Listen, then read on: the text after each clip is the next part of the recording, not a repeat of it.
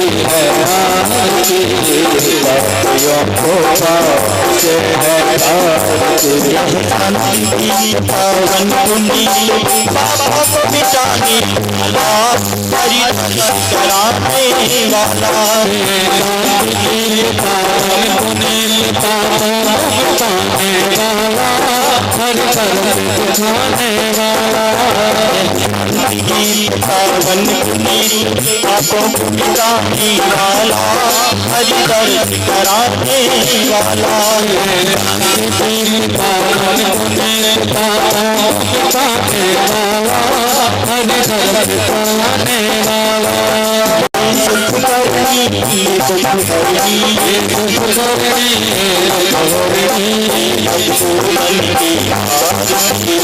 पापियों को आरती है आरती,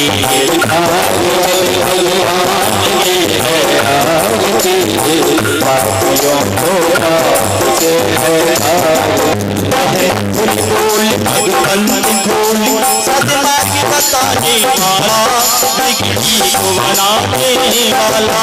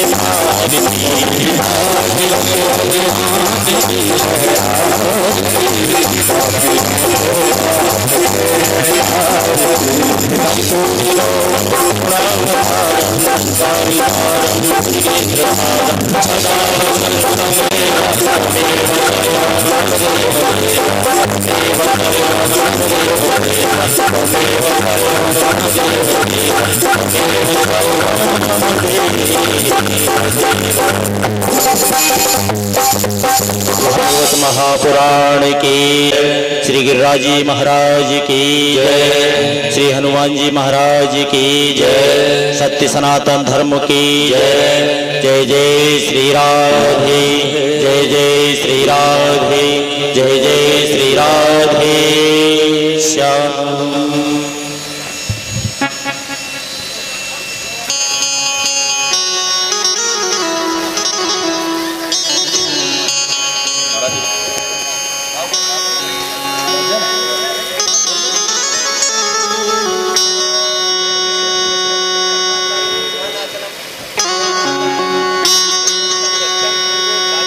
सन्ति देवः हरिः ओम्। एकदन्ताय विद्महे वक्रतुण्डाय धीमहि तन्नो दन्ति प्रचोदयात्। हरिः ओम् तत्पुरुषाय विद्महे महादेवाय धीमहि तन्नो रुद्रः प्रचोदयात्। हरिः ओम् नारायणाय विद्महे वासुदेवाय धीमहि तन्नो श्री विष्णु प्रचोदयात्। हरिः ओम् महालक्ष्मी च विद्महे विष्णुपत्नी च धीमहि तन्नो श्री लक्ष्मी प्रचोदयात्। हरिः ओम् नन्दनन्दनाय विद्महे यशोदानन्दनाय धीमहि तन्नो श्री कृष्णः प्रचोदयात्। हरिः ओम् ऋषभाञ्जाय च विद्महे कृष्णप्रियाय च धीमहि तन्नो श्री राधा प्रचोदयात्। सेवन्ते कामकुल चंपक पाटलब्जे पुण्यागजात करवीर रसाल पुष्पै बिल्वं प्रवाल तुलसी दल मंजुरेहि त्वं पूजयामि जगदीश्वर मे प्रसीद। नाना सुगंध पुष्पाणि यथा कालो भवानी च पुष्पांजलि में आर्दत्व ग्रहण प्राणाय नमः। मंत्र पुष्पांजलि समर्पयामि। बोलिए श्रीमद्भागवत महापुराण की जय हो, व्यासी महाराज की जय हो, संत भगवान की जय हो, गिरिराज महाराज की जय जय जय। और बड़ी भाव से भगवान की पावन कथा का श्रवण करें। सभी बैठ जाएं। सभी माता बहन भाई बंधु बुजुर्गों से निवेदन है, सभी अपना अपना यथास्थान ग्रहण करके बैठ जाएं। कर दो करम तेरे दीदार को मन तरसता मेरा। कर दो करम कृष्ण राधा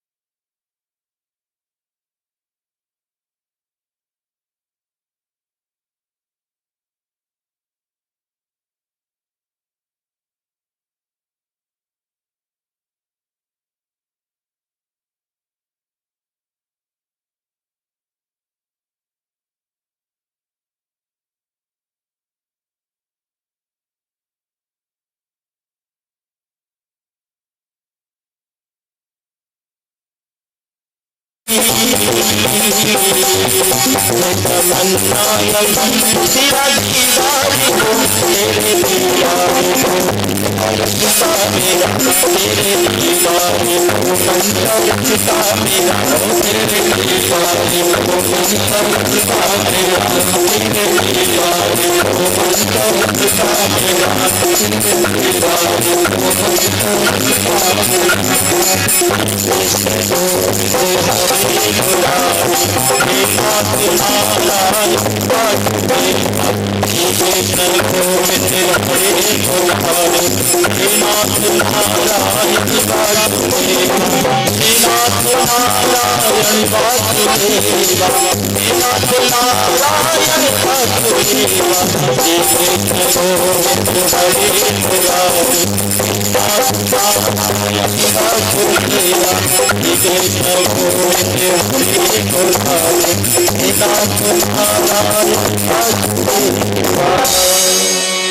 बोली वृंदावन वाकी बिहारी लाल की जय। जय जय श्री राम।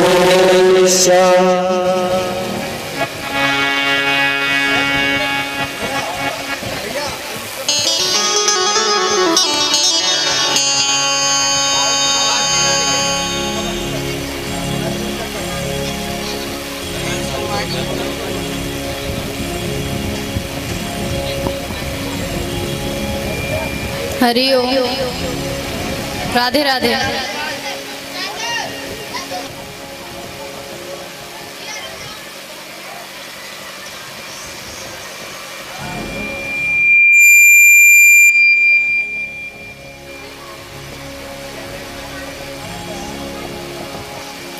श्री बाल कृष्ण लाल की जय। जय हो। सावली भक्तजनों की जय। बस्ती माता की जय।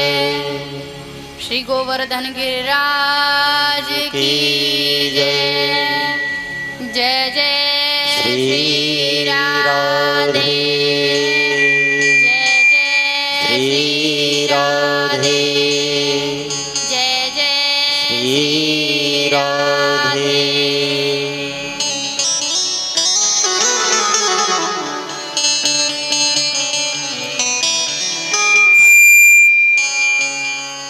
ओम श्री गणेशाय नमः।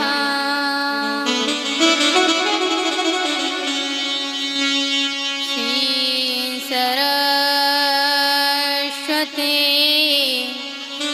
नमः।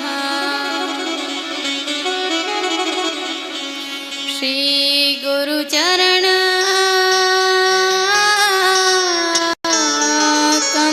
कमलेभ्यो नमः।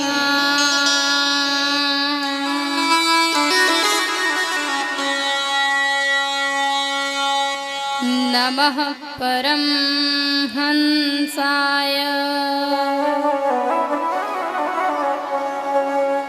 स्वादित चरण कमल चिन्मकरंदाय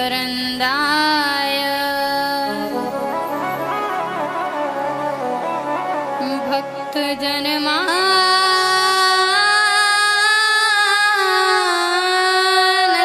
निवासाय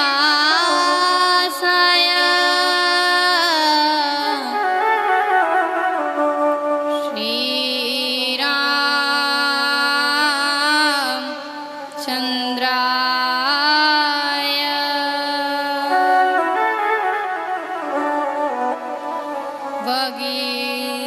वगीसायस्य वदने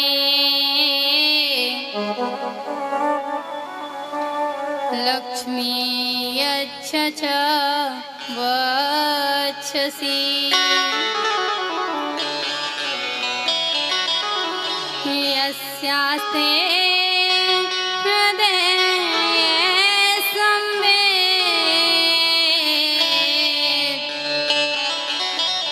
तं नृसिंहमहं भजे।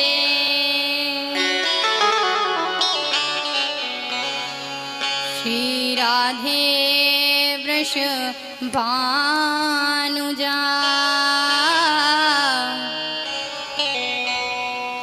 भक्तने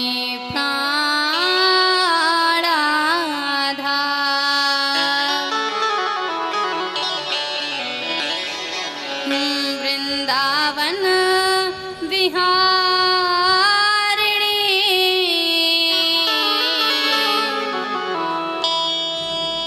प्रणवो बारंबार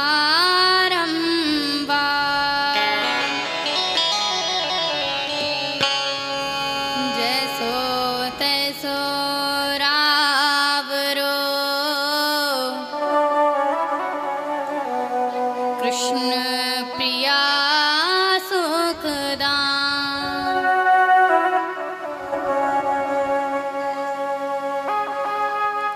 श्री सावले सरकार की जय।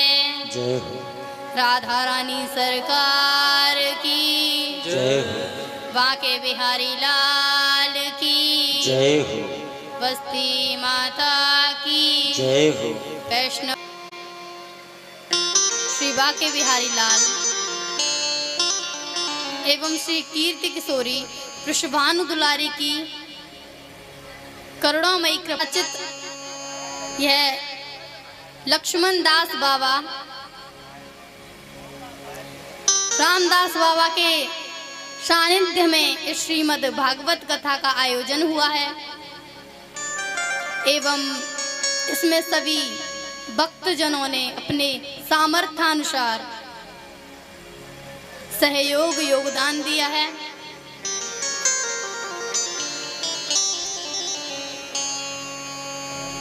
राकेश भैया, संजय भैया, सुक्की भैया एवं सभी भक्तजनों ने अपना सहयोग इसमें प्रदान किया है। श्रीमद् भागवत कथा दिल्ली, कानपुर, गुजरात अनेक स्थानों पर होती है, परंतु यह हमारा सौभाग्य है कि इस भागवत को, श्रीमद् भागवत को सुनने का अवसर हमें गिरिराज गोवर्धन में मिला है, जहां पर आने के लिए विदेशी लोग तरसते हैं इस रज के लिए। जिस जगह पर भगवान श्री कृष्ण ने अपनी कनिष्का उंगली पर श्री गिरिराज जी को धारण किए रखा था 7 दिन तक,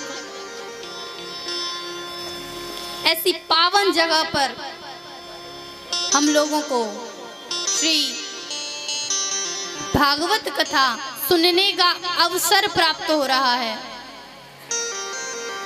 न जाने हमने कितने पुण्य किए होंगे, कितने जन्म जन्मांतर, कितने कल्प कल्पांतर के पुण्य किए हैं, कितने पुण्यों का यह उदय है कि हमें इस पावन भूमि पर श्रीमद् भागवत कथा सुनने का अवसर मिल रहा है।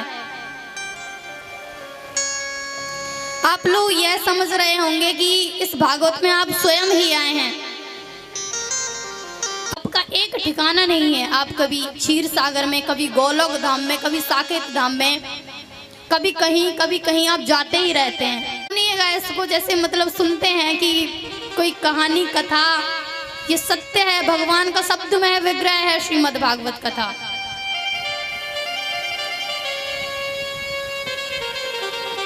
यदि यह कथा अन्य स्थानों पर होती है तो इसका इतना महत्व तो उतना ही होता है, महत्व श्रीमद् भागवत का उतना ही होता है, परंतु जो रस होता है, जो श्रीमद् भागवत से हम जो रस प्राप्त करते हैं, वह जो रस होता है वह उन स्थानों पर कम होता है। लेकिन यह कथा ब्रजभूमि पर तो है ही, परंतु उस स्थान पर जिस जगह पर भगवान श्री कृष्ण ने 7 दिन तक गिरिराज गोवर्धन को अपनी उंगली पर धारण किए हुए था। जब इंद्र की पूजा एकदम से भगवान श्री कृष्ण ने बंद करवा दी थी तो इंद्र भारी क्रोधित हो गया था कि ये छलिया, ये चोर, ये मेरी कथा को बंद करवा करके स्वयं भगवान बन रहा है। अब इंद्र को तो अपने ऊपर अभिमान था, क्योंकि भाई जो किसी के पास थोड़ा बहुत रुपया पैसा धन आ जाए तो उसका अभिमान बढ़ जाता है, परंतु इंद्र के पास तो देवताओं की, इंद्र की गद्दी थी, तो उसका कितना अभिमान होगा। तो उसने वरुण देव से कहा कि जाओ, जाकर के गरज गरज कर ब्रज में इतना बरसो कि सारा ब्रज पानी से डूब जाए। जैसे ही वरुण देव को आज्ञा दी है तो वरुण देव यहाँ पर आकर के बरसने लगे, और इतना बरसे कि ग्वाल बाल गोपी सभी चिंतित होकर के, परेशान होकर के, अच्छा कृष्ण को वो अपने पुत्र भाव में ही देखते थे सभी लोग कि ये हमारे पुत्र समान है, परंतु जब संकट आता था तब वो कृष्ण की शरण में आते थे, तब पुत्र भाव कहाँ जाता था, तब वो भगवान श्री कृष्ण की शरण में दौड़ करके आए कि हे प्रभु हमारी रक्षा कीजिए, आपने हमसे कह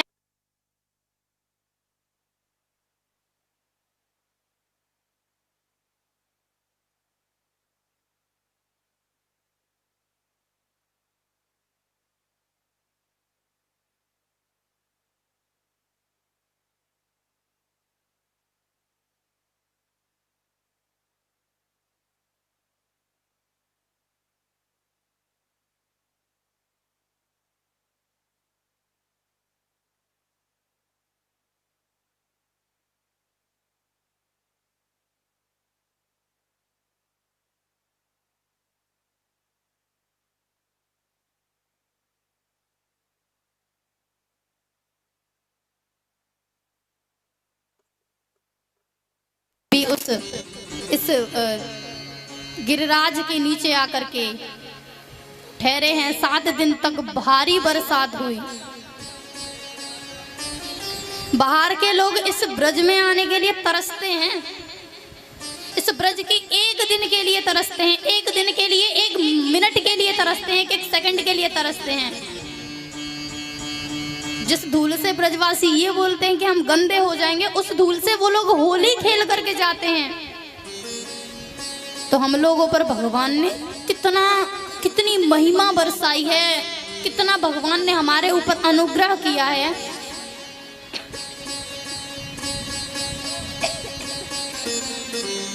कि हमें श्री गिरिराज जी में कथा श्रवण करने का अवसर प्राप्त हो रहा है। और यहीं पर कथा होने के बाद भी यदि आप घर से कष्ट करके यहाँ तक ना आ पाए तो आपसे ज्यादा दुर्भाग्य किसी का नहीं हो सकता, क्योंकि ये तो आपके घर में ही है। श्रीमद् भागवत तो आपके घर में ही हो रही है। देवता स्वर्ग से आए थे यहाँ पर मृत्यु लोक में कथा सुनने के लिए। बाहर के लोग यहाँ आने के लिए क्या बोलते हैं कि वृंदावन जाने को जी चाहता है, कि वृंदावन जाने को जी चाहता है।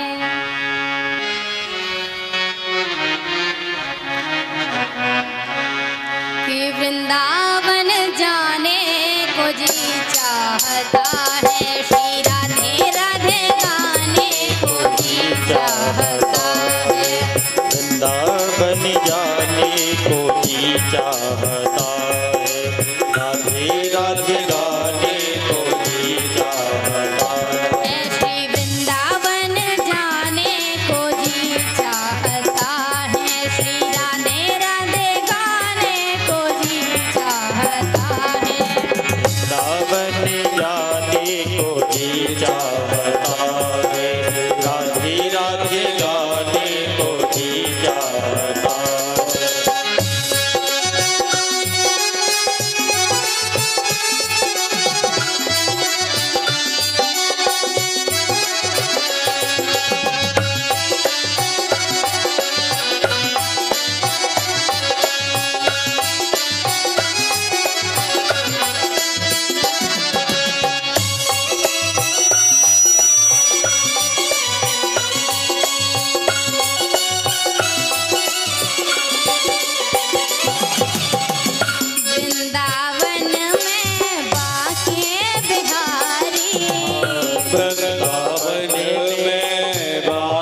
बिहारी वृंदावन में बाके बिहारी वृंदावन में बाके बिहारी वृंदावन में बाके बिहारी वृंदावन में बाके बिहारी ओ वृंदावन में बाके बिहारी वृंदावन में बाके बिहारी अखियाँ मिलाने को जी चाहता है अखियाँ मिलाने को जी चाहता है वृंदावन जाने को जी चाहता है वृंदावन जाने को जी चाहता है राधे राधे गाने को जी चाहता है ओ राधे राधे गाने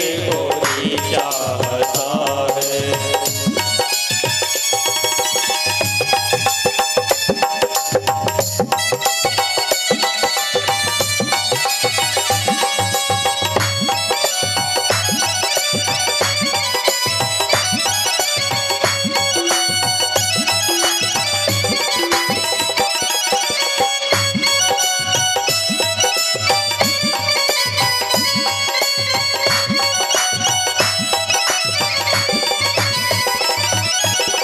वृंदावन में यमुना किनारा वृंदावन में यमुना किनारा वृंदावन में यमुना किनारा वृंदावन में यमुना किनारा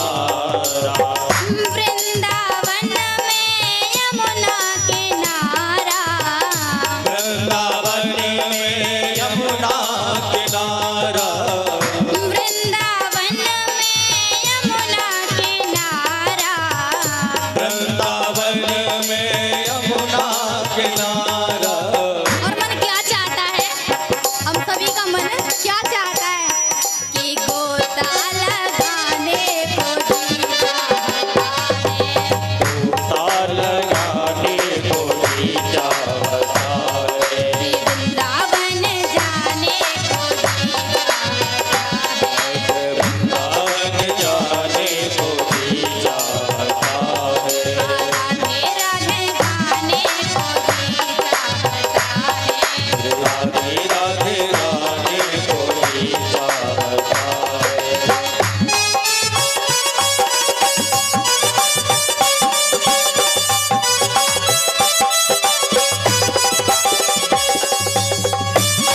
दोनों हाथों से तालियां बजाते हुए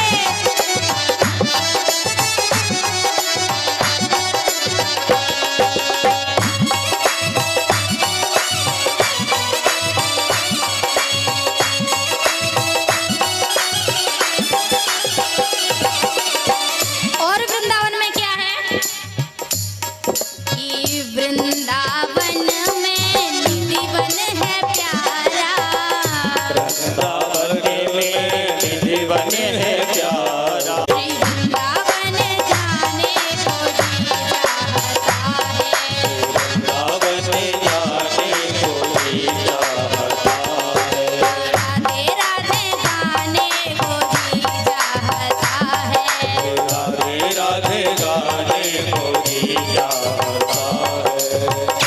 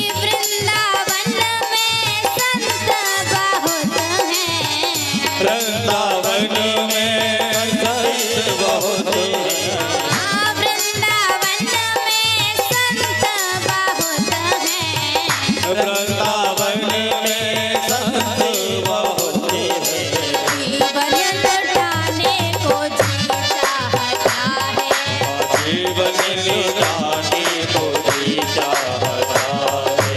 वृंदावन जाने को जी चाहता है। वृंदावन जाने को जी चाहता है। राधे राधे गाने को जी चाहता है।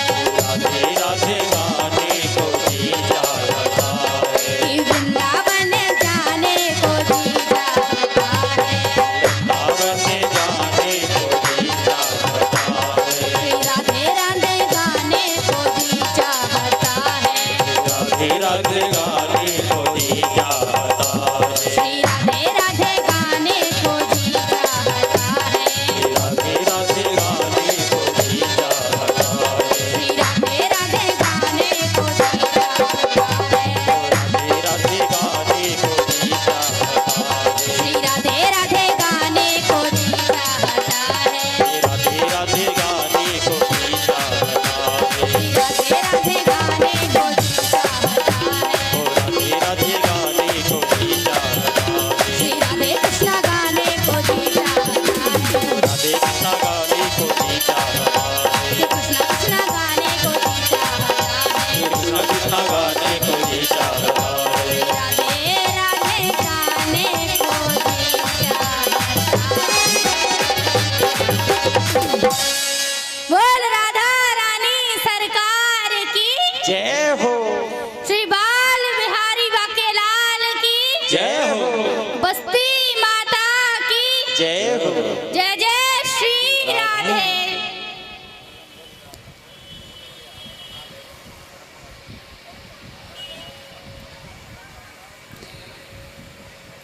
श्रीमद् भागवत। कितने अक्षर हैं भागवत में? कितने अक्षर हैं भागवत में? कितने अक्षर हैं? 4 अक्षर। भागवत। तो भाष्य क्या है, भागवत सुनने से क्या है और भागवत का अर्थ क्या है, इन चारों अक्षरों का अर्थ क्या है? भाष्य भक्ति, भाष्य भक्ति और ग से ज्ञान। भक्ति किसने की थी? भक्ति किसने की थी? शबरी मैया ने भक्ति की थी श्री राम की। उन्हें बस नित्य प्रतिदिन यही आस लगी रहती थी कि मेरे प्रभु न जाने कब आ जाएं। उन्हें ये पता नहीं था कि कब आएंगे, बस ये पता था कि आएंगे, मेरे आराध्य आएंगे, परंतु कब आएंगे ये कुछ नहीं पता था। तो वह नित्य प्रतिदिन सुबह जल्दी जाग करके रास्ता साफ करती थी, रास्ते में फूल बिखराती थी कि कहीं मेरे प्रभु आए और उनके पैरों में कहीं कांटे ना चुभ जाएं। आजकल क्या हो रहा है कि माताएं बहनें जगती हैं कितने बजे? 7 बजे। कितने बजे जगती हैं? तब भी जगने के बाद क्या बोलती हैं कि बीवी आज बड़ी जल्दी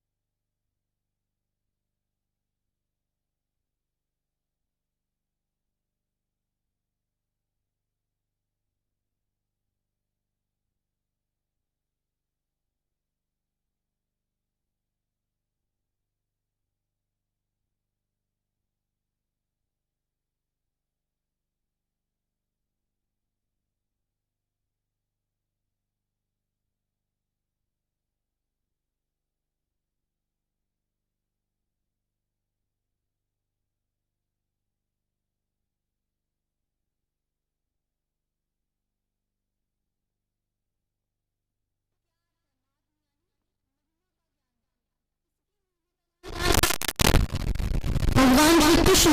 अच्छा, श्रीमद् भागवत में किसी देवता विशेष का नाम नहीं आया है, इसमें संपूर्ण जितने भी देवता हैं, पूरे ब्रह्मांड के जितने देवता हैं, उन संपूर्ण ब्रह्मांड के देवताओं का सार आया है। किसी एक देवता का नाम नहीं है श्रीमद् भागवत में। तो श्रीमद् भागवत के महात्म्य का अर्थ होता है महिमा का गान। समस्त देवी देवताओं की महिमा का गान ही श्रीमद् भागवत है। श्रीमद् भागवत में 7 प्रश्न हैं। श्रीमद् भागवत 7 दिन में ही क्यों सुनी जाती है? भागवत किसे कहते हैं? तो श्रीमद् भागवत को सुनने की परंपरा कहां से प्रारंभ हुई?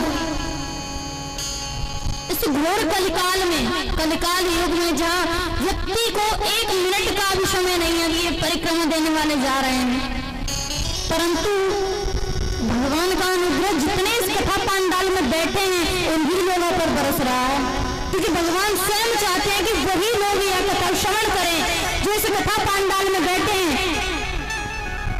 हमारे बहुत सुकृत हैं, न जाने कितने जन्मों के हमारे पुण्य हैं। श्रीमद् भागवत आप सुन रहे हैं, तो जहाँ इस घोर कलिकाल युग में जहाँ व्यक्ति को एक यहाँ पे आए हैं,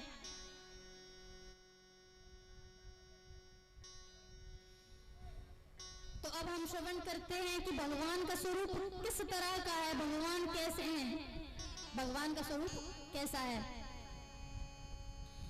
सच्चिदानंद रूप कैसे हैं? वैसे तो मूर्तियों में भगवान का स्वरूप बना दिया गया है, परंतु भगवान को किसी मनुष्य विशेष ने कभी देखा तो है नहीं। कभी किसी मनुष्य ने भगवान को देखा नहीं है, परंतु जैसा जिसके मन में भगवान के प्रति जैसी मूर्ति है, जैसा भाव है, तो भगवान ने उसी प्रकार से उस मनुष्य ने भगवान की चित्रकारी कर दी गई है। जैसे पेंटिंग्स में अलग भगवान श्री कृष्ण, अच्छा ये तो हो सकता है, ये हो सकता है। स्वरूप कैसा है, भगवान कैसे हैं देखने में? सच्चिदानंद रूप आया, तो भगवान का स्वरूप सतघन, चितघन अथवा आनंदमय है। यह तीनों गुण भगवान में विद्यमान है। अच्छा, सत्य क्या है? सत्य क्या है? सत्य किम, तो जिसमें असत्य का प्रवेश ना हो सके। सत्य वह है जिसमें असत्य का प्रवेश ना हो सके, वह सत्य है। अच्छा, चित्त क्या है? चित्त यानी चैतन्य, चैतन्य यानी परमार्थ, चैतन्य। अब हम सभी लोगों के अंदर चैतन्य है, हम सभी लोगों के अंदर। और इस भागवत को आप यही सुनने के बाद इसी पांडाल में भूल जाएं तो आपका भागवत सुनने का कोई अर्थ नहीं है। आप भागवत यहाँ पे सुनकर जा रहे हैं, परिक्रमा दीजिए और वही जो कथा मैं श्रवण करा रही हूँ व्यासपीठ की तरफ से, उन्हीं कथाओं का चिंतन कीजिएगा।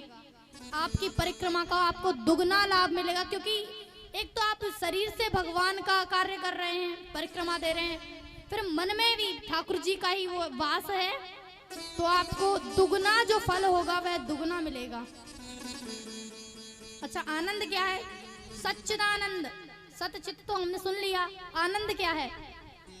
आनंद क्या है कि आनंद जिसमें कभी दुख क्लेश का बोध ना हो। आनंद क्या है? जिसको कभी दुखों का, क्लेशों का, इनका बोध ना हो, वह आनंद है। एक बार क्या हुआ कि भोले बाबा तंडिकारण्य में माता सती के साथ में भ्रमण कर रहे थे कि राम जी को जानकी जी के वियोग में रोते हुए देखा भोले बाबा ने। अब भोले बाबा को लगा ये तो हमारे ठाकुर जी बैठे हैं, ये तो हमारे इष्ट हैं, ये तो हमारे आराध्य बैठे हैं। तो भोले बाबा जाकर के जल्दी से बोलते हैं कि जय सच्चिदानंद घन पावन, अस कर चले हूँ मनोजन सावन। भगवान श्री राम को सच्चिदानंद कह करके प्रणाम कर रहे हैं। मैया सती कह रही हैं कि ये हमारे देव आदिदेव, मैया सती को घमंड था महादेव के ऊपर कि हमारे जो स्वामी हैं, वो देवों के भी देव हैं, महादेव हैं। तो उनको मतलब अहंकार हुआ उनको कि हमारे देव आदि देव इस रोते हुए राजकुमार को प्रणाम क्यों कर रहे हैं।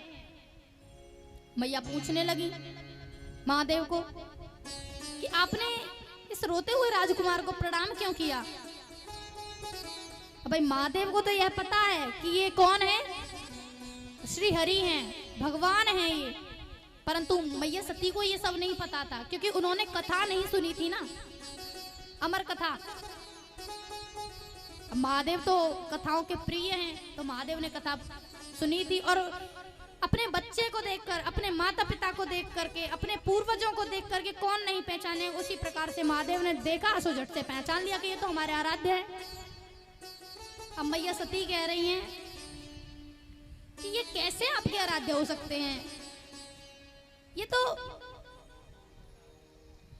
हे खगमृग हे मधुकर श्रेणी, ये तो अपनी पत्नी की याद में रो रहे हैं, ये आपके कैसे महादेव हो सकते हैं। क्योंकि इन्हें तो ये भी नहीं पता कि सोने का मृग नहीं होता, सोने के मृग के नयनों वाली कह करके राम जी रो रहे थे, माता जानकी को संबोधित कर रहे हैं कि सोने के जैसे जो सोने का हिरण होता है उसके नैना वाली जो होती हैं उस प्रकार से। परंतु मैया सती को तो घमंड था और घमंड के सामने व्यक्ति को कुछ दिखता नहीं है। तो हे खगमृग हे मधुकर श्रेणी कह करके रो रहे हैं महादेव राम जी। तो मैया कहती हैं सती मैया महादेव से कि यदि इनमें सत्य होता तो ये रोते, ये सामान्य व्यक्ति भी समझता है कि सोने का मृग नहीं होता, परंतु ये तो सोने के मृग के पीछे रो रहे हैं। चित्त, यदि चित्त यानी ज्ञान, यदि इन्हें ये परमात्मा होते तो इन्हें ये भी ज्ञान होता कि इनकी पत्नी को लेकर के कौन गया है। इन्हें तो ये भी नहीं पता कि इनकी पत्नी को लेकर के कौन गया है। ढूंढ रहे हैं उधर उधर वनों में भटकते हुए, नॉर्मल व्यक्तियों की तरह, सामान्य व्यक्तियों की तरह। आनंदा के यदि आनंद घन होते तो रोते ही क्यों।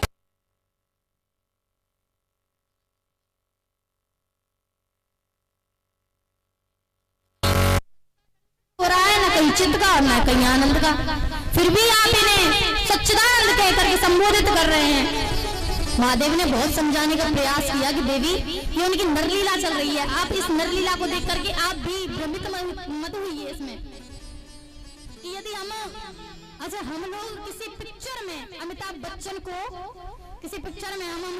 कुली का रोल करते देख रहे हैं तो ये तो हमारी मूर्खता है कि हम उसको कुली ही समझने लग जाएं। भाई वो तो बहुत पैसे वाला है, उसके पास तो बंगला, वन, ऐसो आराम सब कुछ है, परंतु हम ये जानते हुए भी कि ये एक एक्टर है, ये एक अभिनेता है, फिर भी हम उसको एक कुली समझ लें तो ये तो हमारा पागलपन है, ये हमारी मूर्खता है। महादेव ने भी माता सती को कई बार समझाने का प्रयास किया कि देवी ये उनकी नरलीला चल रही है, आप इसमें भ्रमित मत होइए, पर सती मैया कहाँ मानने को तैयार थी। क्योंकि जो माताएं बहनें होती हैं उनमें थोड़ा सा हट ज्यादा होता है, मतलब ये बीवी तू क्या कह रही है, ये बात ना है, ऐसा तो है ही ना सके, अरे हमने कल ही देखा है वो, मतलब इस प्रकार से बातें करती हैं जैसे मतलब चाहे वो बात गलत ही हो लेकिन अपने आप को सिद्ध करने की पूरी कोशिश करती हैं। उसी प्रकार से आज माता सती कर रही हैं। तो माता सती ने जानकी जी का, सीता मैया का रूप बनाया और भगवान श्री राम के सामने से गुजर के जा रही थी कि देखते हैं अगर ये वास्तव में भगवान होंगे तो ये पहचान जाएंगे और यदि भगवान नहीं होंगे तो पहचान नहीं पाएंगे। अब सती मैया भगवान के पास पहुंची नहीं है तो उससे पहले राम जी जो रो रहे थे, बिलक बिलक के रो रहे थे, जो उन्होंने कहा मैया कहाँ वृषकेतु, कहाँ चली। अब यह देख करके सीता मैया तो पार्वती सती मैया, हे राम राम राम, ये क्या हो गया, हमने इन पर शक किया। यदि यह भगवान ना होते, यह अगर कोई सामान्य व्यक्ति होता तो सामान्य व्यक्ति इतनी तेज रोने पर इतनी जल्दी सहज नहीं होता, परंतु ये तो सच में भगवान है, जानकी जी के रूप में भी हमें पहचान गए कि हम सती हैं। तब भगवान ने पहचान लिया और माता सती ने क्षमा मांगी है भगवान से विश्वोत्पत्त्यादेहे तवे तापत्रय विनाशाय श्री कृष्णाय वयं नमः। जिनकी शरण में जाते ही तीनों प्रकार के दैहिक दैविक भौतिक तापा राम राज का हो नहीं व्यापा। दैहिक दैविक भौतिक तापा राम राज का हो है नहीं व्यापा। दैहिक दैविक भौतिक तापा राम राज का हो नहीं व्यापा। दैहिक दैविक भौतिक तापा राम राज का हो है नहीं व्यापा। दैहिक दैविक भौतिक तापा राम राज का हो नहीं व्यापा। दैहिक दैविक भौतिक तापा राम राज का हो है नहीं व्यापा। आनंद घट घट करे आनंदा ताको नाम है सच्चिदानंदा। श्री राम जय राम जय जय राम। श्री राम जय राम जय जय राम। तो जिन भगवान ने विश्व की उत्पत्ति की है, जो मनुष्य के पालन संहार का कारण है, तो श्री कृष्णाय वयं नमः, उन भगवान श्री कृष्ण के पाद पद्मों में हम बंधन करते हैं। बोल बाल कृष्ण लाल की जय हो। श्री सूत जी ने, श्री शौनक जी ने सूत जी से प्रश्न कर दिया कि भागवत सुनने का मुख्य उद्देश्य क्या है, भागवत श्रवण करने का उद्देश्य क्या है। तब श्री सूत जी श्रवणक जी को श्रवण कराते हैं कि परीक्षित जी, जब परीक्षित जी को पता चला कि हम 7 दिन में मरने वाले हैं, तो उन्होंने सभी ऋषि संत महात्मन जो थे सबसे जाकर के पूछा कि 7 दिन में मृत्यु के भय को समाप्त करने का ऐसा कौन सा साधन है जिससे मृत्यु का भय समाप्त हो जाए।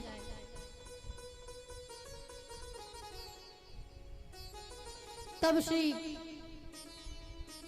सुखदेव जी महाराज को परीक्षित जी ने जब आते हुए देखा, परीक्षित अत्रि अंगिरा पुलह भृगु वशिष्ठ च्यवन गौतम देवल महात्मा आदि इत्यादि महात्माओं ने जब श्री सुखदेव जी को आते हुए देखा है, तो साष्टांग लेट करके उनको दंडवत किया है।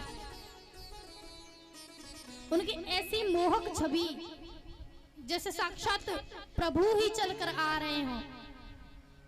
और जब देखा है तो वह आए हैं। परीक्षित जी दौड़ करके श्री सुखदेव जी महाराज के पास पहुंचे हैं और पहले उनकी आरती की है, आरती करके पूजन किया है, पूजन करके व्यास मंच पर आसीन किया है उनको। और व्यास मंच पर बैठाने के बाद श्री सुखदेव जी से पूछ रहे हैं कि 7 दिन में मरने वाले व्यक्ति को मृत्यु का भय कैसे समाप्त कर सकता है। 7 दिन में मरने वाला व्यक्ति मृत्यु के भय को कि काल व्याल मुख ग्रास त्रास निर्णास हेतवे श्रीमद् भागवतं शास्त्रम् कलोकिरेण भासितम्। कि काल रूपी व्याल के मुख में प्रत्येक प्राणी ग्रास बन करके बैठा हुआ है। इस काल रूपी व्याल के मुख से कैसे बचें? क्योंकि मृत्यु से ज्यादा भयानक मृत्यु का भय होता है। मृत्यु से भी ज्यादा डरावना मृत्यु का भय होता है, क्योंकि मृत्यु तो देखो सबकी मृत्यु आनी है, आपकी आनी है, हमारी आनी है, सबकी आनी है, परंतु ठाकुर जी ने हम लोगों पर इतना अनुग्रह कर रखा है कि हमें ये नहीं पता कि हमारी मृत्यु कब आने वाली है। अब किसी व्यक्ति को ये पता चल जाए कि वह आज से 7वें दिन मरने वाला है तो उसकी दशा कैसी होगी। परंतु फिर भी धैर्यशील हैं परीक्षित जी। 7 दिन में अगर हम लोग होते परीक्षित जी की जगह पर तो हम लोग भगवान को भूल जाते 7 दिन के लिए, अपने नाती पोताओं को खिलाते, धर्मपत्नी से बातें करते, मित्रों से मिलते, परंतु भगवान का कोई मतलब ही नहीं कि भगवान का ध्यान आ जाए। परंतु परीक्षित जी तो ऐसे महारथी, ऐसे महारथियों के वंशज हैं। गांडीवधारी अर्जुन, भीम, युधिष्ठिर, नकुल, सहदेव और परीक्षित जी एक धर्मात्मा हैं। इसलिए परीक्षित जी ने श्री सुखदेव जी से पूछा है और श्री सुखदेव जी ने बताया है कि मृत्यु से भयानक मृत्यु का भय होता है। चिंता और चिता में एक बिंदी का ही अर्थ होता है। बस एक जो बिंदी होती है अगर उसको रख दिया जाए तो वह चिंता हो जाती है और उसको हटा दिया जाए तो चिता हो जाती है। कि चिंता चिता से बढ़कर है, चिंता चिता समान, चिंता से चतुराई घटे, घटे बुद्धि और ज्ञान। चिंता जिंदे को खाती है और चिता मुर्दे को जलाती है। मुर्दा एक बार जल करके बिल्कुल नष्ट हो जाता है, उनका देह भी उसका नष्ट हो जाता है, लेकिन चिंता प्रत्येक क्षण, प्रत्येक सेकंड, प्रत्येक कल्प, प्रत्येक पल मनुष्य को धीरे धीरे धीरे धीरे कर न जाने कितने करोड़ों बार मारती है। तो धन्य है ऐसे संत महात्मा। अच्छा, चिंता हमें क्यों लगती है? जो संत होते हैं, महात्मा होते हैं, वो तो अपने घर परिवार को छोड़ करके अपने जीते जी ही समाधि ले लेते हैं। उनको मृत्यु का भय क्यों नहीं है? क्योंकि वह श्री हरि के भक्त हैं, श्री हरि में उनका मन है, वह जानते हैं श्री हरि की महिमा, जो कि हम संसारिक लोग कभी नहीं जान सकते। जंगल में नदी के उस पार, और नदी के उस पार क्या था? भयानक जीव जंतु, शेर, चीता इत्यादि भयानक जानवर। तो वहां क्या था कि एक राजा का जीवन काल पूर्ण हुआ और उसको उस नदी के पास छोड़ करके आया गया, उस नदी के किनारे उधर साइड। और वहां का एक नियम और था कि जब किसी राजा को हम छोड़ करके आते हैं, पहला दिखाई देगा वह व्यक्ति उस राज्य का राजा बनता था।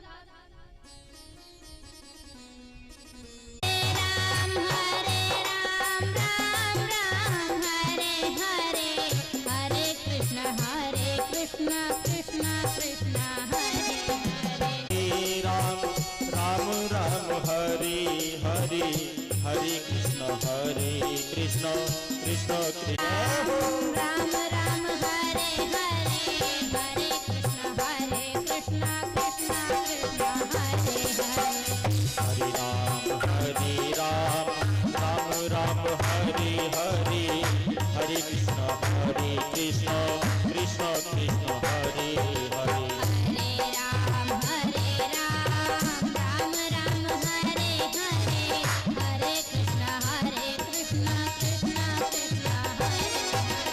हरे राम हरे राम हरे राम राम राम हरे हरे हरे कृष्ण कृष्ण कृष्ण हरे हरे हरे कृष्ण कृष्ण कृष्ण हरे हरे हरे राम राम राम हरे हरे हरे राम राम राम हरे हरे हरे कृष्ण कृष्ण कृष्ण हरे हरे हरे कृष्ण कृष्ण कृष्ण हरे हरे हरे राम हरे राम हरे राम राम हरे हरे हरे कृष्ण राम राम हरे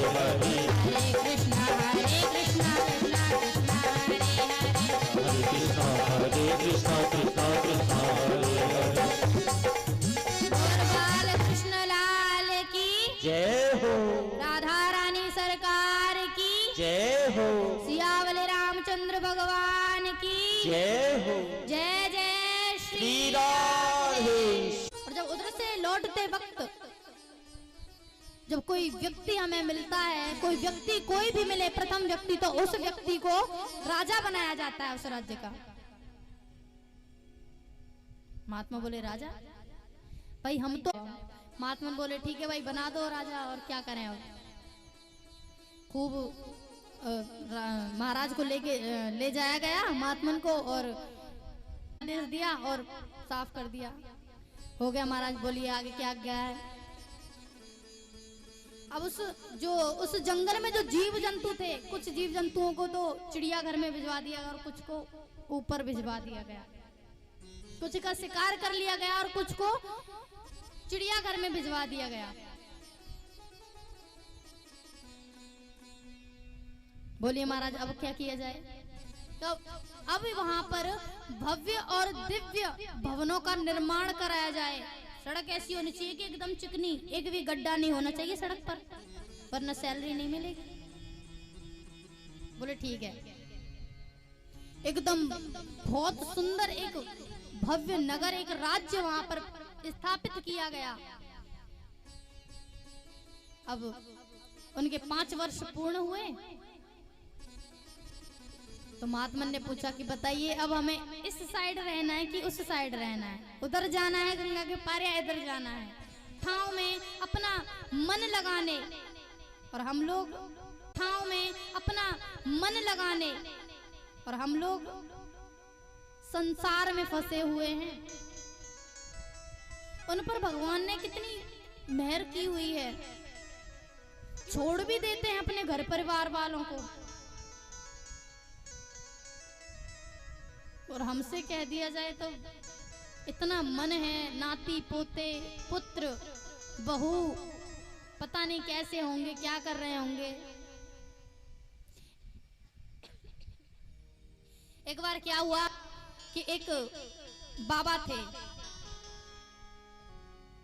थे, तो उनकी पत्नी चल बसी उनसे पहले, वृद्धा। दूसरे दिन सब्जी में थोड़ा सा नमक कम रह गया तो सब्जी फेंक दी कि मैं नहीं खाऊंगा इस सब्जी को। अब वो सरकारी जॉब करते थे, रिटायर थे, तो पेंशन वगैरह मिलती थी। सब्जी और रोटी फेंकने के बाद कहने लगे बहू से कि मैं कल ही यहाँ से वृंदावन जा रहा हूँ। मैं जब मेरी धर्म पत्नी थी तो वह मेरा कितना ख्याल रखती थी, तुम लोग भी मेरा उसके सामने ख्याल रखते थे, लेकिन अब तुम लोग क्या कर रहे हो। कल ही मैं सब कुछ छोड़ करके वृंदावन जा रहा हूँ। बहू पैरों में गिर गई, पिताजी क्षमा कर दीजिए, इस बार गलती हो गई, अब नहीं होगी, वापस आ गया हूँ, अब वापस नहीं आऊंगा, एक बार चला गया तो फिर से। तो इतने लिप्त हैं हम लोग, उसी प्रकार उन्हीं बाबा जैसे हमें इतने लिप्त हैं इस। तो जब 5 वर्ष का बाबा जी ने जब 5 वर्ष शासन करने के बाद उस राज्य पर पुनः उसी राज्य के जब राजा बने, जी ने सवाल किया है, प्रश्न किया है, अमृत पान करवा दीजिए। जी महाराज बड़ी जोर जोर से हंसते हुए कहते हैं कि देवताओं, मैं यही सोच रहा था कि देवता इतने परमार्थी कब से हो गए, देवता इतने परमार्थी कब से हो गए कि इन्हें दूसरे के मरने और जीने से भी फर्क पड़ने लगा। तब श्री सुखदेव जी ने देवताओं को फटकारा और कहते हैं कि क्वा सुधा लोके क्वा कचा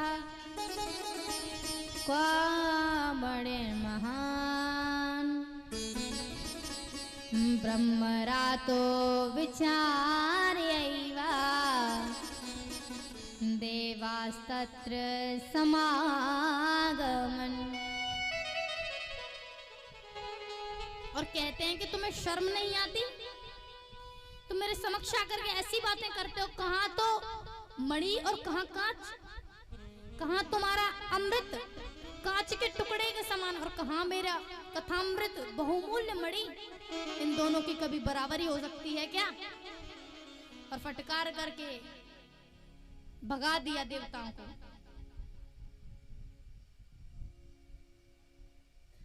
अब परीक्षित जी पुनः एक प्रश्न कर दिए कि इस सप्ताह ज्ञान यज्ञ विधि का आरंभ कहाँ से हुआ? यह सप्ताह 7 दिन की ही क्यों सुनी जाती है कथा? जब यह कथा इतनी सुलभ है, इतनी लाभदायक है, इतनी बढ़िया है, इतनी मंगलकारी है, तो इसको एक पक्ष या फिर एक माह में श्रवण किया जाए। तब श्री सुखदेव जी कहते हैं कि एक बार नारद जी ब्रह्मदेव के मानस पुत्र हैं। तो एक बार नारद जी पृथ्वी लोक को सर्वत्र सर्वश्रेष्ठ लोक समझ करके आए थे, तो यहाँ पर भ्रमण करने के लिए आ गए। पुष्कर, प्रयाग, काशी, गोदावरी, रामेश्वरम सर्वत्र नारद ने भ्रमण किया, परंतु उनके मन को शांति नहीं मिली। गृहस्थों के यहाँ पर जाकर देखा तो वही कलेश, दुख, दारिद्रता। संतों के यहाँ पर जाकर के देखा तो क्या देखते हैं कि जितनी बड़ी प्रॉपर्टी जिस संत के पास है, उस संत का उतना ही बड़ा नाम है। यह देख करके बहुत दुखित हो गए नारद जी। और नारद जी कहते हैं कि कितना छलावा है इन सब के यहाँ पर। नारद जी ने विचार किया, कोई बात नहीं, हम भगवान की जन्मभूमि वृंदावन, जहाँ पर भगवान ने जहाँ पर जन्म व्यतीत किया है, उस वृंदावन में जाकर के देखते हैं वहां पर क्या होता है। तो वृंदावन में जाकर के क्या देखते हैं?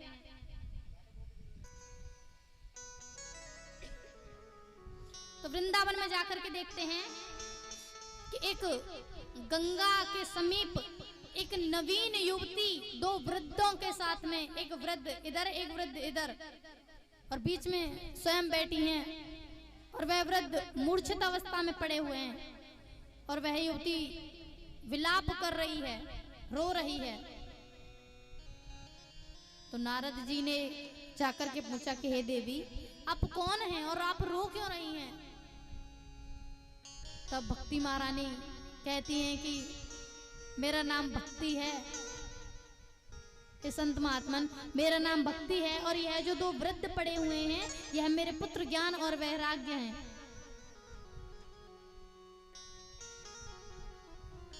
मेरा जन्म महाराष्ट्र में हुआ, मुंबई में मैं पली बड़ी, द्रविड़ में मेरा पालन हुआ, और गुजरात में जैसे ही गई मैं तो मुझे बुढ़ापे ने घेर लिया, परंतु मैं वृंदावन जैसे ही लौट कर आई, मैं तो नवीन युवती हो गई, परंतु मेरे पुत्र जैसे कि तैसे ही रहे।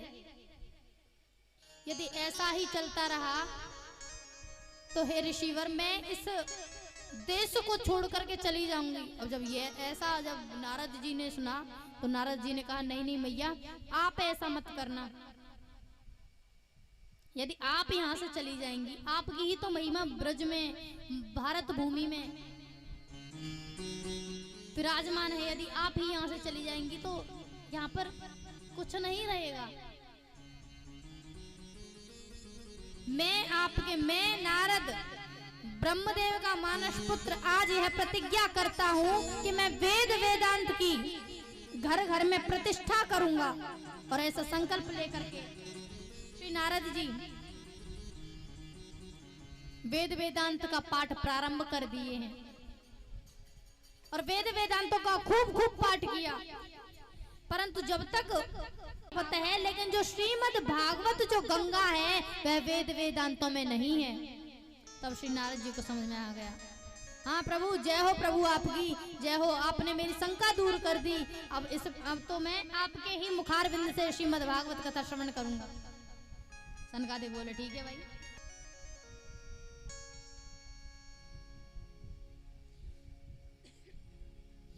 सनकादिक बोले कि ठीक है, हम तो इसीलिए इस लोक में भ्रमण कर रहे थे कि या तो हमें कोई कथा श्रवण करवाने वाला मिल जाए, अर्थात हमसे कोई सुनने वाला मिल जाए। अगर यदि आपको कोई कथा सुनाने वाला है तो आप श्रोतावन करके कथा श्रवण कीजिए, और यदि आपसे कोई कथा सुनने वाला है तो आपको वक्तावन के कथा श्रवण करवाना चाहिए। यदि आपका सामर्थ्य है श्रीमद् भागवत कथा श्रवण करवाने लायक, कभी किसी से बुद्धिमान मत बनो कि ये इसको गलत बोल रहा है, ये ऐसे नहीं है, वैसे नहीं है, ऐसे है वैसे।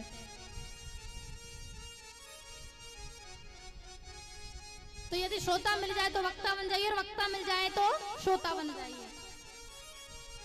नारद जी ने बोला कि प्रभु कथा तो श्रवण कर ले, परंतु करें कहां?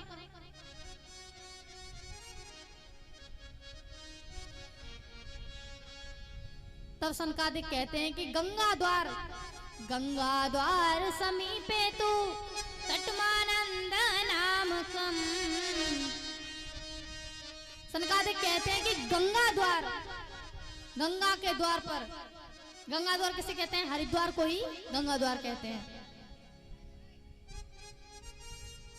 तो वहां पर इस श्रीमद् भागवत का आयोजन करवाया गया है।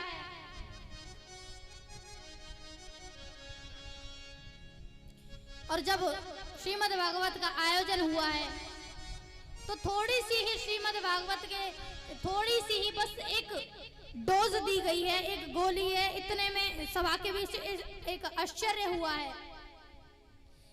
कि भक्ति सुतो तो तरणो ग्रहे कृष्ण गोविंद हरे मुरारे, हे नाथ नारायण नाथ नारायण हरे मुरारे, हे नाथ नारायण हे नाथ नारायण हे नाथ नारायण हे नाथ नारायण हे नाथ नारायण हे नाथ नारायण हे नाथ नारायण हे नाथ नारायण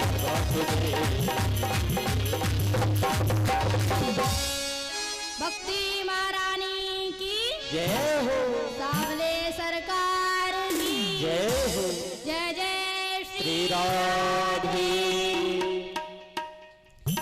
अब जब नारद जी, जैसे आप सभी लोग बैठे हैं उसी प्रकार से नारद जी भी बैठे हुए थे। अब महारानी भक्ति एकदम से आकर के जैसे यहाँ पर नृत्य करने लग जाएं, उसी प्रकार से महारानी भक्ति यहाँ पर आकर के नृत्य करने लगी। सभी श्रोतागणों के मध्य में चर्चा होने लगी, ये कौन है, ये कहां से आई। इसी प्रकार जैसे आप लोग चर्चा करने लग जाएं। और ज्ञान और वैराग्य साइड से खड़े थे, नारद जी आगे बैठे थे। जैसे ही नारद जी ने पलट कर देखा, अरे ज्ञान और वैराग्य एकदम से ठीक हो गए, युवा हो गए। ये कैसा चमत्कार है श्रीमद् भागवत में। हमने भी तो कई बार वेद वेदांत इनको पढ़ाया था, परंतु श्रीमद् भागवत तो अभी ठीक से प्रारंभ भी नहीं हुई। ये कैसा चमत्कार है। इधर भक्ति महारानी नाच रही हैं, और कैसे नाच रही हैं।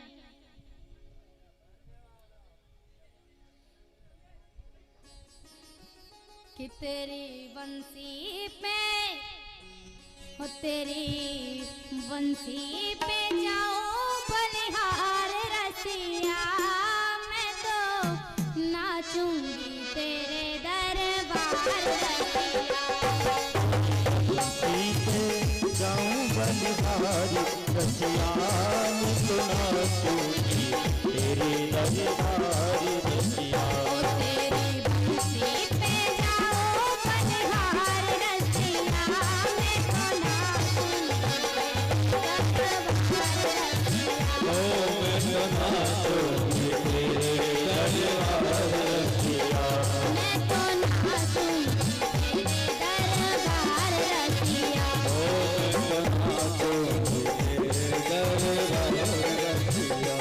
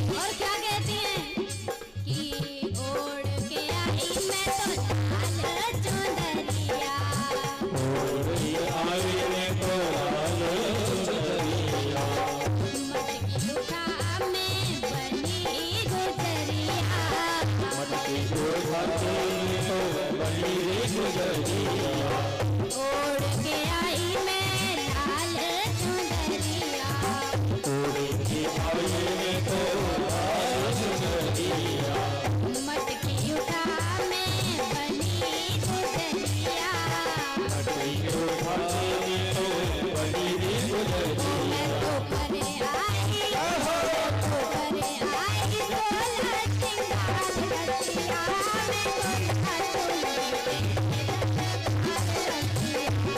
तो नाचूंगी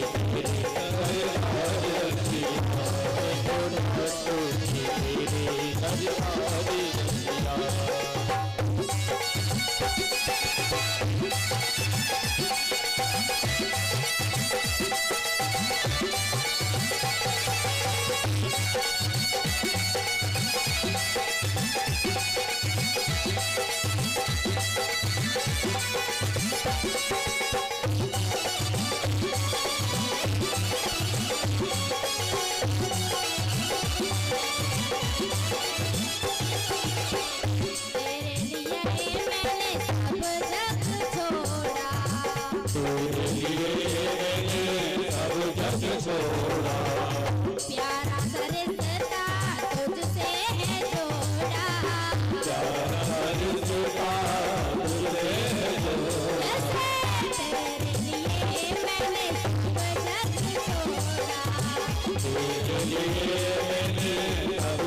छोड़ा प्यारा सरिश्ता तुझसे है जोड़ा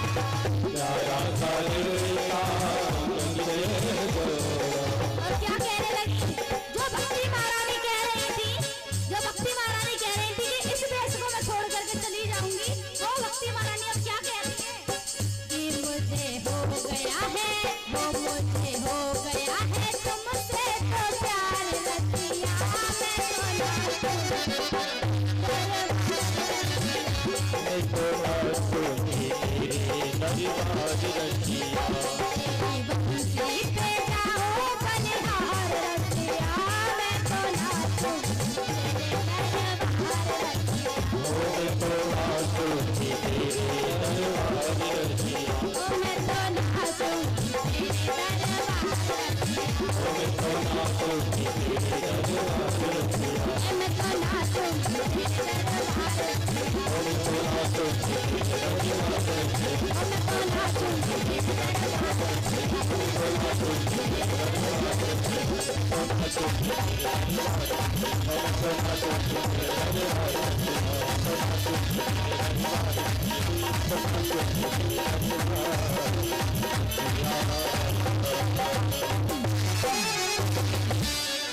नाचूंगी बोलो भाग्य बिहारी लाल की जय हो भक्ति महारानी की जय हो।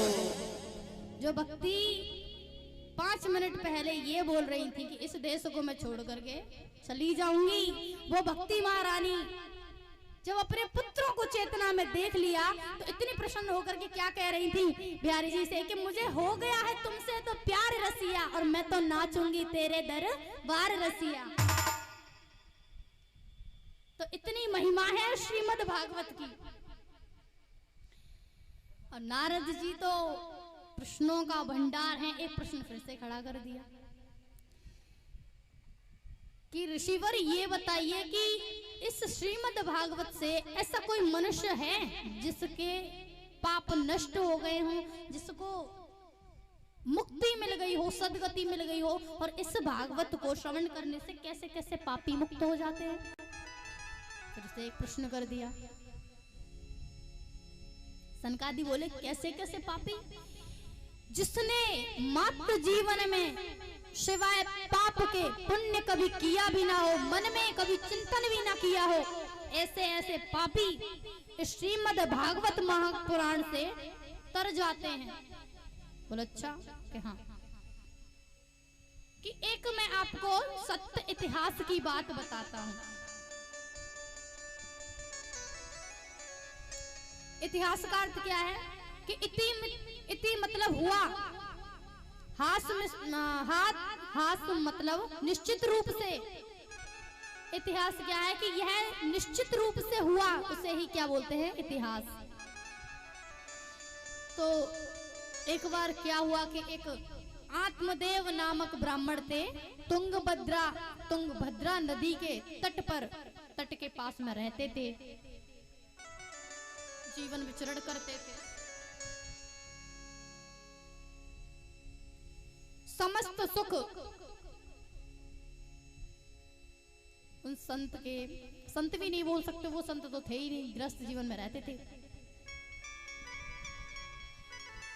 तो उनके घर में जो पंडित जी थे, उनके घर में सब सारे जितने भी सुख होते हैं सभी सुख विद्यमान थे, परंतु एक सुख से वो वंचित थे कि उनको कभी उनके घर में पुत्र कभी नहीं हुआ, ना कभी होने वाला था, ना कभी होता, क्योंकि उनकी जो धर्मपत्नी थी वह बांझ थी। उनकी पत्नी को उनके घर में एक गाय बंधी रहती थी, उसको भी कभी बछड़ा हुआ ही नहीं। अब आत्मदेव एक बार ऐसे पंचायत में ऐसे बात चल जाती हैं, जैसे हम सभी लोग, आप लोग इकट्ठे हो करके, एक पास में एक और ब्राह्मण थे, उनको पुत्र हुआ था। तो जब वो वहां से देख करके आए तो वो रोने लगे, बहुत जोर से रोने लगे कि हे ठाकुर जी, मैंने ऐसे क्या पाप किए हैं कि आपने मुझे संतान सुख से वंचित रखा। तो वह जंगल में चले गए और जंगल में विलाप कर रहे थे, बिलख रहे थे, रो रहे थे जोर जोर से। तो एक महात्मन वहां से जा रहे थे, महात्मन ने सोचा पता नहीं क्या दुख होगा, जाकर के पूछ लेता हूं। महात्मन कहने लगे कि हे पंडित जी, आप रो क्यों रहे हैं, क्या बात है, आप रो क्यों रहे हैं? महात्मा ने पूछ लिया। पंडित जी कहने लगे कि महात्मन, वैसे तो हमारे घर में सारे सुख हैं, रोते रोते हुए बता रहे हैं कि वैसे तो हमारे घर में सारे सुख हैं, निरोगी काया अच्छी, सब कुछ अच्छा है, परंतु एक पुत्र नहीं है, हमें एक पुत्र प्राप्ति की कामना है। और संत मन में विचार करने लगे कि हम तो यह सोच करके आए थे शायद हमारे ठाकुर जी की याद में रो रहा होगा तो हम इसका कोई मार्गदर्शन कर देंगे, लेकिन ये तो पुत्र के वियोग में विलख रहा है। बोले पुत्र नहीं है। अब महात्मन कहने लगे पुत्र नहीं है, ये तो अत्यंत ही सुख की बात है कि आपको पुत्र नहीं है। कोई कभी संतान के सुख से सुखी रहा है? कोई नहीं रहा। जिसने सुकृत किए होंगे उसी किसी की एक आध की संतान बढ़िया निकल आए तो ठीक है, वरना कोई संतान सुख से सुखी नहीं रहा। राजा सगर के 60,000 पुत्र थे, परंतु क्या सुख था उन्हें? सारे के सारे कपिल मुनि का अपमान करके सारे के सारे जल करके भस्म हो गए। क्या बताओ, क्या पुत्र सुख से क्या उन्हें प्राप्त हुआ? पंडित जी कहने लगे कि हमें और कुछ नहीं पता, ना हम कुछ जानते हैं, हमें बस इतना पता है, आप हमें हमारा मार्गदर्शन करवा दीजिए, हमें ऐसा कुछ बताइए जिससे कि हमें पुत्र हो सके। पंडित जी कहने लगे हम कैसे बता दें आपको पुत्र होगा या नहीं। उन्होंने दिव्य दृष्टि से देखा तो देखा कि इसी जन्म में नहीं, आत्मदेव ब्राह्मण को तो अगले 7 जन्मों तक पुत्र प्राप्ति का सुख है ही नहीं। अब जब यह बात उन्होंने आत्मदेव को बताई कि आप इसी जन्म में पुत्र के लिए नहीं रो रहे हैं, अगले 7 जन्मों तक आपको इसी प्रकार रोना पड़ेगा। बोला अच्छा कि हाँ। जब ये बात सुनी तो जो पंडित जी थे उन्होंने अपना सिर जमीन पर इतनी जोर से पटका कि उनके जो सिर था उसमें से खून बहने लगा, खून प्रवाहित होने लगा। पंडित जी बोले तो भैया क्या कर रहे हो, मर जाओगे? ये क्या मूर्खता है, मर जाओगे ऐसे सिर पटकोगे तो? अब आत्मदेव जी रोने लगे जोर जोर से कि पहले तो मुझे यही लगता था कि इसी जन्म में मुझे पुत्र प्राप्ति नहीं है, लेकिन आपने तो मेरा दुख और 7 गुना और बढ़ा दिया। आप कह रहे हैं कि 7 जन्मों तक मुझे इसी प्रकार से रोना पड़ेगा। अब तो मुझे कुछ नहीं पता, मुझे पुत्र चाहिए वरना अच्छा नहीं होगा। संत बोले, महात्मा बोले अच्छा नहीं होगा मतलब क्या? कि अगर आपने मुझे पुत्र प्रदान नहीं किया तो एक बार तो मैंने सिर इतनी जोर से पटकाया कि मेरे सिर से खून प्रवाहित हुआ। अब की बार मैं इतनी जोर से सिर पटकूंगा कि आपके चरणों में ही मैं मर जाऊंगा और आपको जीव हत्या का पाप लगेगा। अब महात्मा सोचे बड़े बुरे फंसे भाई, हमें क्या पता था।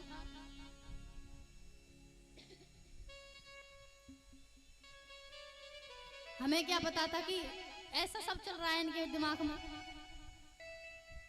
महात्मा समझ गए कि अब तो इनको पुत्र की प्राप्ति का इनके सिर पर भूत सवार है, समझने वाले हैं नहीं। और ठीक है भाई, लो अपनी झोली में से एक फल निकाल करके महात्मा ने आत्मदेव जी को दिया है और आत्मदेव जी से कहा है कि ये ले जाओ और ले जा करके अपनी पत्नी को खिला देना। अब तो महात्मा बहुत खुशी, ढोल नगाड़े बजा बजा के घर पे आ रहे हैं, हमें पुत्र होगा, हमें पुत्र होगा, ऐसे करके घर पहुंचते ही कहते हैं अरे सुनती हो। अच्छा, उनकी जो पत्नी थी वह इतनी क्रूर, इतनी कलहप्रिया, इतनी दुराचारी थी कि यदि वह किसी के घर में जब तक लड़ाई न करवा देती उसको चैन नहीं पड़ता था, उसको शांति नहीं पड़ती थी। अत्यंत ही कलहप्रिया थी।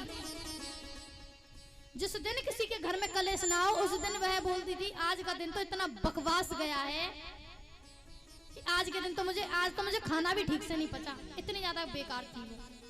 मतलब किसी ना किसी के घर में झगड़ा करवाना ही है। तो जैसे ही आत्मदेव ने कहा सुनती हो तो तेज चिल्ला करके बोलते हैं बोल तो ऐसे रहे हो जैसे नौलखा हार लेकर के आए हो, क्या है। इतनी तेज बोल के चिल्ला के पड़ी।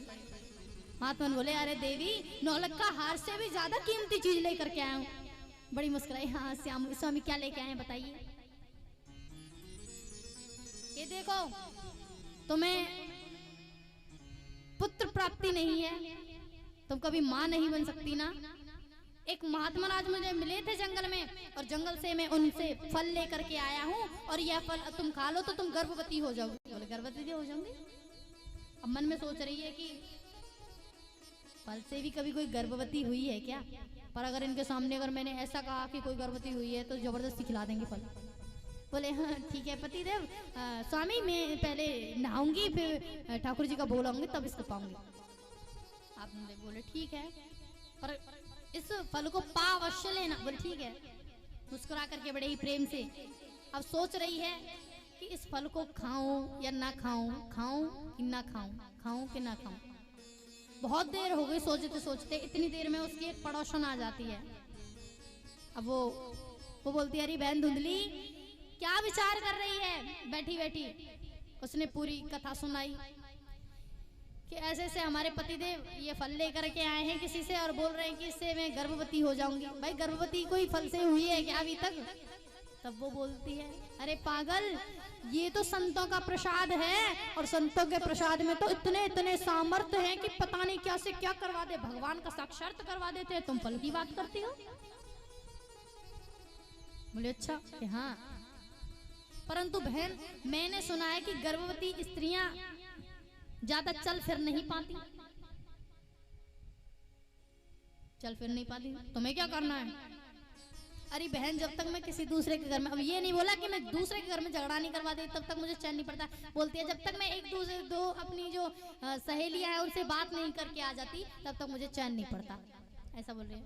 तो क्या है कुछ दिन के लिए मत जाना, समझा दिया। अच्छा, परंतु मैंने तो ये भी सुना है कि घर का भी काम नहीं करती हैं गर्भवती स्त्रियां। तो तुम्हें जरूरत है क्या घर का काम करने की, अपनी ननद को बुला देना। और ननद वैसे भी तुम्हें कुछ बच्चा होगा तो उसको भेंट स्वरूप कुछ दोगी तो सही, उसको बुला लेना। जब बच्चा हो जाए तो अपने सामर्थ्य अनुसार कुछ दे करके विदा कर देना। हमारी ननद धुंधली कहती है हमारी ननद एक नंबर की चोटी है, पूरे घर का सफाया कर ले जाएगी अगर बुला ली तो यहाँ पर। बोले अच्छा हाँ। अब वो समझा के परेशान हो गई। बान की बहन मैं तो जा रही हूँ, तू अपने आप देख लियो। वो चली गई उठ करके। थोड़ी सी देर बाद उसकी धुंधली की बहन आती है। धुंधली की बहन पूछ रही है बहन क्या कर रही है बैठी बैठी, क्या सोच रही है। तब वह बताती है कि ऐसे ऐसे फल लेकर के आए हैं पंडित जी और बोल रहे हैं कि इससे मैं गर्भवती हो जाऊंगी। बहन को पहले से ही 4 पुत्र थे, बहन को एक पुत्र और होने वाला था। अब वो मन में विचार कर रही है, काश कि ये मेरे पुत्र को ले ले तो मेरे पुत्र की ये जो इसकी जितनी संपत्ति है, धन संपत्ति है, ये सब मेरा ही हो जाएगा। मान की बहन क्या है, इस बाबाजी बुर्रा के चक्कर में पड़ रही है। और मैं गर्भवती हूँ, जब मुझे बच्चा होगा तो मैं तुझे चुपचाप दे जाऊंगी और तू बोल दियो कि ये मेरा बच्चा है। और ठीक है, इतना बीतते गए और वो वाला दिन आया जिस दिन धुंधली की बहन को बच्चा हुआ। रातों रात उसने अपना बच्चा धुंधली के घर पर भिजवा दिया। अब सुबह होते ही धुंधली बड़ी खुशी से बोल रही है कि मुझे बच्चा हुआ, मुझे लड़का हुआ है, स्वामी मुझे पुत्र प्राप्ति हुई है, मुझे पुत्र प्राप्ति हुई है। बड़े ही खुश थी आत्मदेव, बड़े खुश। आत्मदेव इतने खुश कि पूरे गांव में ढिंडोरा पिटवा दिया, मिठाई बंटवा दी। भाई जिस पिता ने कभी यह स्वप्न में भी यह ना सोचा हो कि उसे कभी संतान होगी, उसके लिए कितनी सुखद बात है यह। आत्मदेव बहुत प्रसन्न थे, बहुत ज्यादा प्रसन्न। उस बच्चे के होने के 3 माह बाद ही जो फल था, जो महात्मा ने जो फल दिया था धुंधली को, वह उसने अपनी गाय को डाल दिया था। उसकी बहन ने कहा था कि तुम्हारे घर में एक बांझ गाय भी बंधी हुई है और तुम उस गाय को दे दो, उस पे वैसे भी कुछ नहीं, बच्चा नहीं होता, इससे तुम्हारे उस फल की परीक्षा भी हो जाएगी और तुम्हारी गाय को बच्चा भी हो जाएगा। ठीक है, 3 माह बाद गाय को एक बच्चा हुआ, इतना सुंदर, उसके सूर्य चंद्रमा जैसे नेत्र, तेज मंडल, उसका मुखमंडल ऐसा मानो ठाकुर जी की छवि उसमें दिखाई दे रही हो। परंतु उसके कान गाय जैसे थे तो उसका नाम पड़ा गोकर्ण। और जब नामकरण हो रहा था तो गोकर्ण का नाम तो गोकर्ण आत्मदेव जी ने, पंडित जी ने रख दिया। अब जब दूसरा जो उसकी बहन का बच्चा था उसका नाम रखने का समय आया तो धुंधली एकदम से खड़ी हो गई कि सबका नाम आप ही रख देंगे, ये मेरे गर्भ में रहा है, मैंने इसको जन्म दिया, इसका नाम मैं रखूंगी। जब मेरा नाम है धुंधली तो मेरे पुत्र का नाम होगा धुंधकारी। और उसका नाम पड़ गया धुंधकारी। अब वह क्या करता कि मारता अपने पिता को, आत्मदेव जी को। जैसे जैसे बड़ा होने लगा धुंधकारी अत्यंत ही दुराचारी प्रवृत्ति का मानव बना। और गोकर्ण महात्मन संत, सांसारिक वासनाओं से बिल्कुल मुक्त। धुंधकारी इतना खल मूर्ख था कि चोरी, यदि किसी का मर्डर करवाना हो तो उसको रिश्वत दे दे, मर्डर भी कर देता था। इस प्रकार का खल मानस बना धुंधकारी।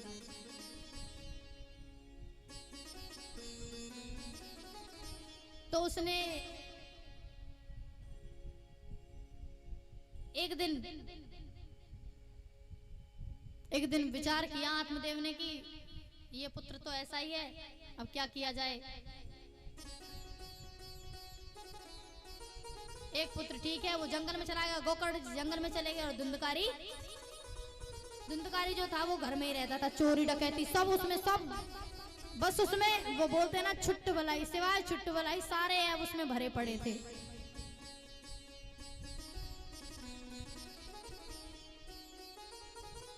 आत्मदेव जी ने सोचा जो मेरा पुत्र था वह जंगल में चला गया और ये महाखल यहाँ घर में पड़ा है, मैं भी चल देता हूँ यहाँ से, क्या फायदा।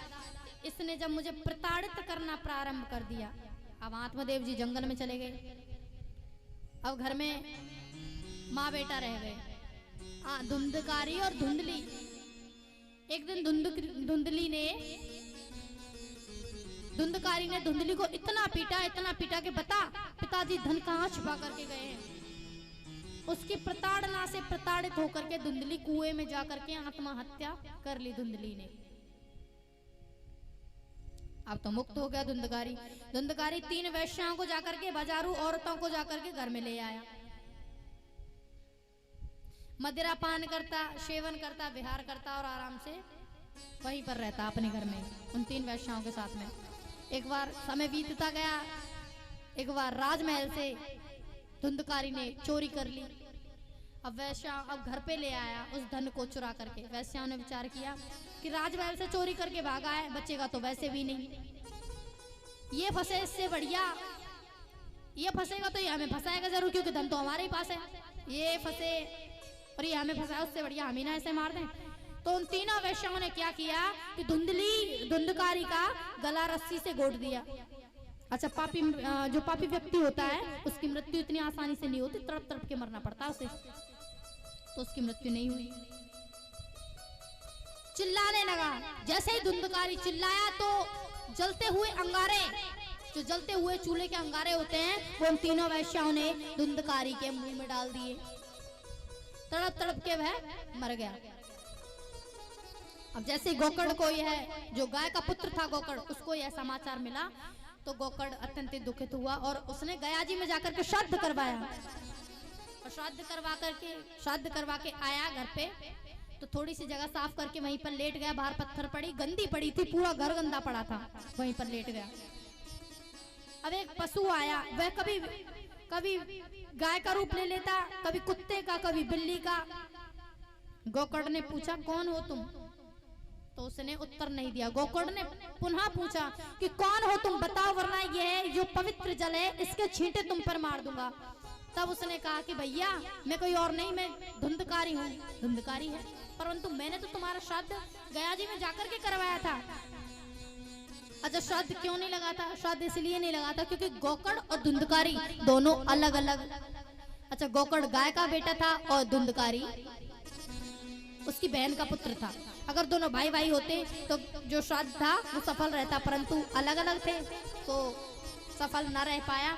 और धुंधकारी कहने लगा कि भैया मैं कोई छोटी मोटी प्रवृत्ति का मूर्ख नहीं हूं, मैं तो महापापी हूं जिसने जीवन में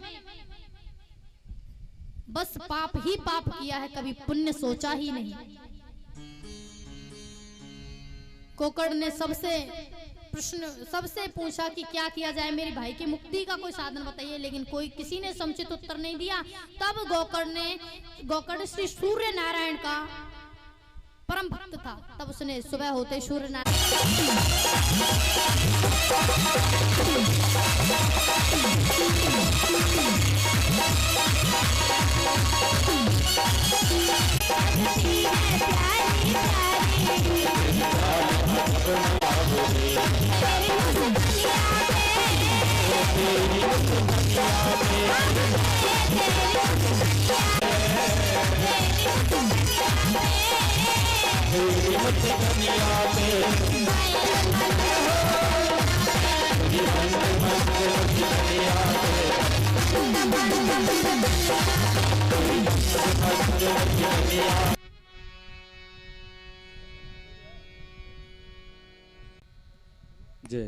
आरती के लिए सभी खड़े हो जाएं।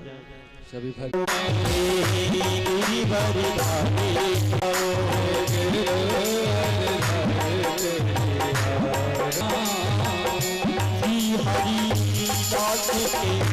प्यारे तुम हो, प्यारे मेरे मोहन जीवन धनी हो, मेरे मोहन जीवन धन्य काशी सदा पावन पाओ, बिहारी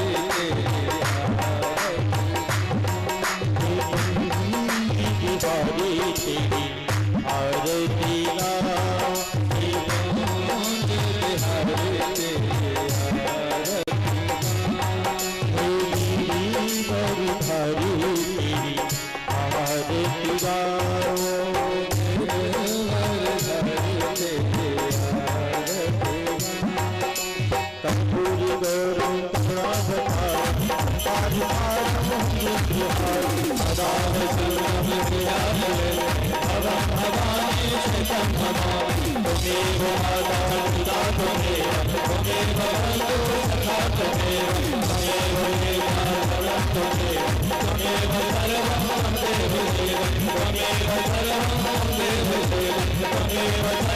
Thank you.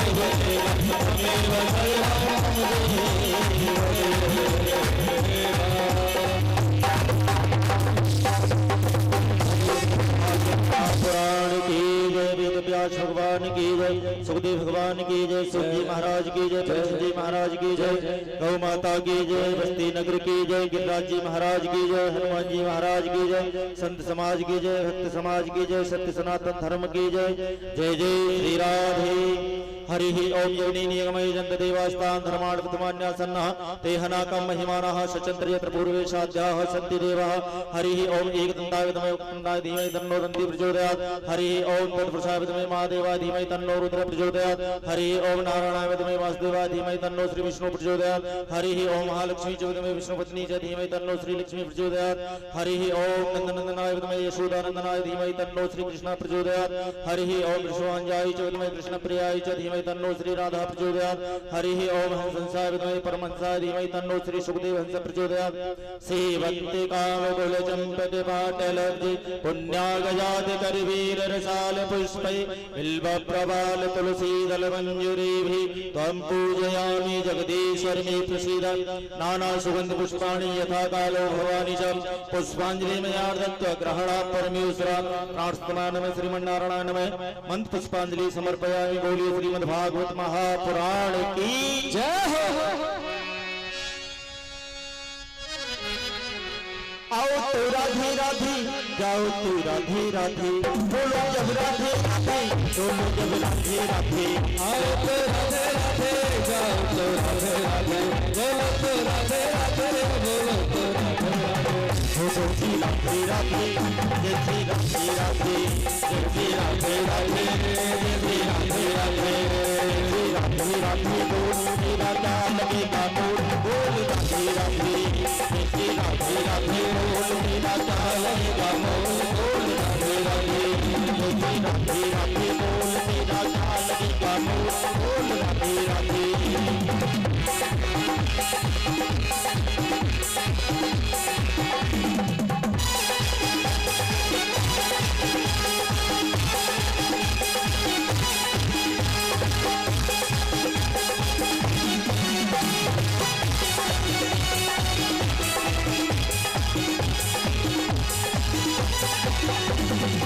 राधे के नाम से वृंदावन वास मिले, राधे के नाम से वृंदावन वास मिले, राधे के नाम से वृंदावन वास मिले, राधे के नाम से वृंदावन वास मिले, राधे के नाम से जीने की आस मिले, राधे के नाम से जीने की आस मिले, राधे के नाम से जीने की आस मिले।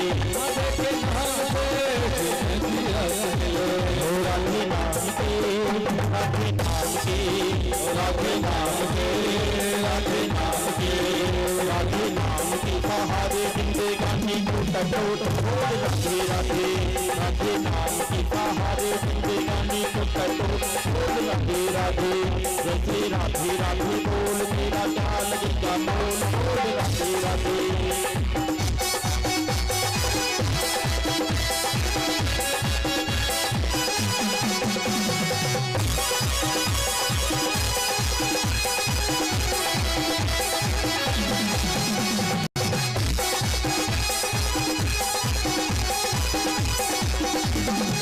राधे के नाम से बिहारी राधे के नाम से बिहारी आगे पीछे टोले बिहारी आगे पीछे टोले बिहारी आगे पीछे टोले बिहारी आगे पीछे टोले बिहारी।